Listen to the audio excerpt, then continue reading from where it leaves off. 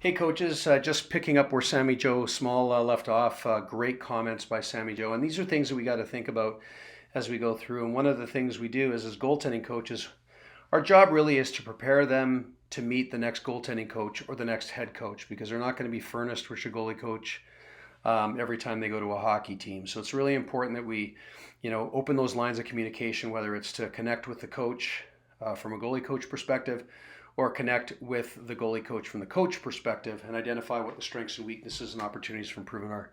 Can never go wrong by working on skating. And skating is absolutely key critical for any goaltender. This goalie's 9 years old.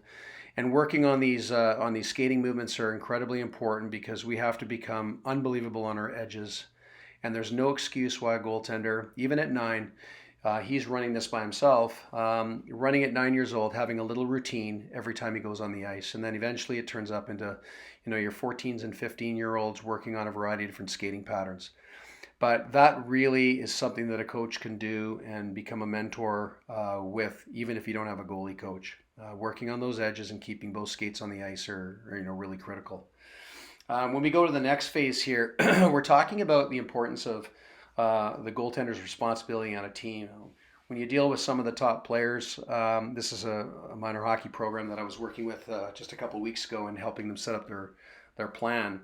When we're dealing with goaltenders and we're dealing with players, we have to understand that goaltenders, our position-specific development is very key. The forwards and defensemen get it. We need to learn or teach them how to work together cohesively. They have clear expectations based on their ability, and then basics matter. There's no question about it. Skating basics are critical, and their best efforts expected, because Connor McDavid is 25% of the success of the Oilers. Drew Doughty is 25% success of the Los Angeles Kings. But as goaltenders, they're 50% responsible for the success of the team. We've all heard the cliche that they're 50%, important to your team until you have none of it, and then they're 100. This one here is, a lot of coaches go on the board when they're explaining the drills, and they talk about what the forwards need to do. They talk about what the defensemen need to do, but they rarely talk about what the goaltenders need to do. So it's critical. The next is what happens in practice. They all want to get to that one hot little spot. And if we look and tally all goaltender or all shots taken in the NHL hockey games, there's over 68,174 taken in the slot.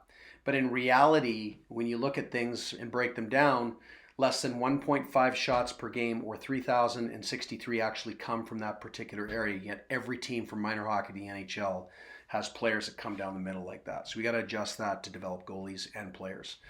Practice tips, I'll let you go through. That's a pretty big list, but it's it's just some simple little things to take into consideration. The next thing is what I picked up from the Toronto Maple Leafs when I was with the women's national program. They divide the ice up into 8 different skill areas for forwards and defensemen, but we can also include the goaltending skills in the middle. With practices, it's really important to have the first 2 drills for the goaltenders, but they're also for the team. They help calibrate the passing, they help calibrate the accuracy, which helps you with all your other drills. And then with goaltenders, they have the ability to activate their eyes and then, of course, use advanced tracking and movement and closing space.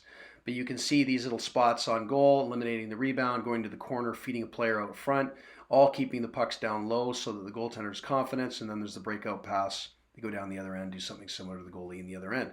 Then we end up going down this way. It's a nice pass to the middle, shot to the corner, or a rebound to the corner, then back out to the middle, shot low on the ground, and then a breakout pass.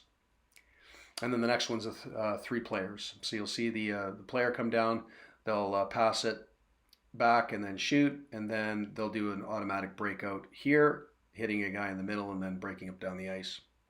So those are little samples of what you can do to what I call stack drills. Stacking drills is very, very important because it helps goaltenders become better.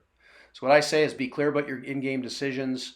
They're all capable starters and they all have game duties. And that was a chart that allows you to track the 10 most popular scoring situations, so goaltenders can become better when it comes to hockey sense. And then that's just a little overview of what we want to leave as far as a message to the coaches.